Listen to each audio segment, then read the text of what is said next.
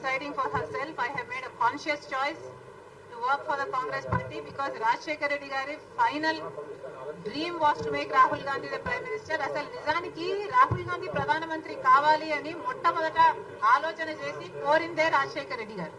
That's why I'm here.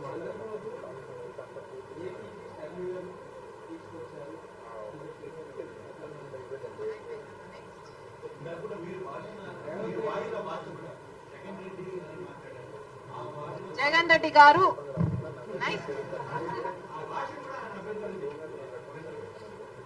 Jagan Reddy గారుకు కూడా అభ్యంతరం ఉందా?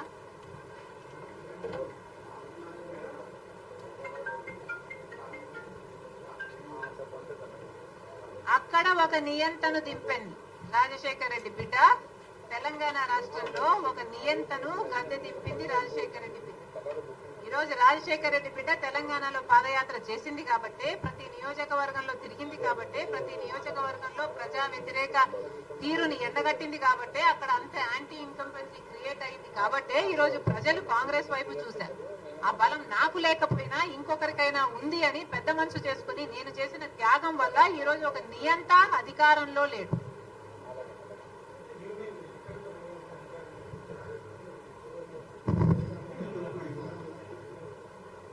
నిజానికి రీజనల్ పార్టీస్ కు చెందిన నాయకులు అధికారం లేకొస్తే నియంత్రణే అవుతారని చరిత్ర పదే పదే చెప్తుంది.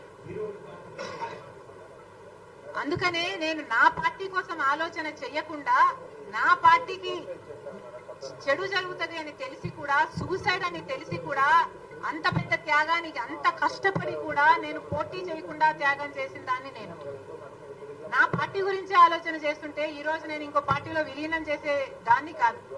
నాకు కావాల్సింది ప్రజల శ్రేయస్సు, నాకు కావాల్సింది తెలుగు ప్రజలు సంతోషంగా ఉండాలి, నాకు కావాల్సింది అక్కడ ప్రజలు బాగుండాలి, ఇక్కడ ప్రజలు బాగుండాలి. కాంగ్రెస్ పార్టీలో చేరాను కాబట్టి, కాంగ్రెస్ పార్టీ నా మీద ఆంధ్రప్రదేశ్ బాధ్యత పెట్టింది కాబట్టి ఆంధ్రప్రదేశ్కి రావాల్సి వచ్చింది.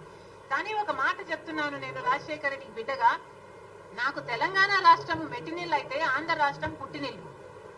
నేను ఇక్కడ పుట్టాను, జమ్మలమడుగులో పుట్టాను, అవును అక్కడ పెరిగాను, అక్కడ పెళ్లి చేసుకున్నాను, వాస్తవమే. కానీ నా పుట్టినిల్లు ఇదే. ఈ రోజు రాజకీయ సినారియాలో ఎవరికైనా, ఏ మహిళకైనా, ఏ మనిషికైనా రెండు చోట్ల పనిచేసే హక్కుందా అని మీరు ఎత్తుకుంటే probably I'm the only one. నాకు ఒకటి పుట్టినిల్లు అయితే ఒకటి పెట్టినిల్లు. Thank you.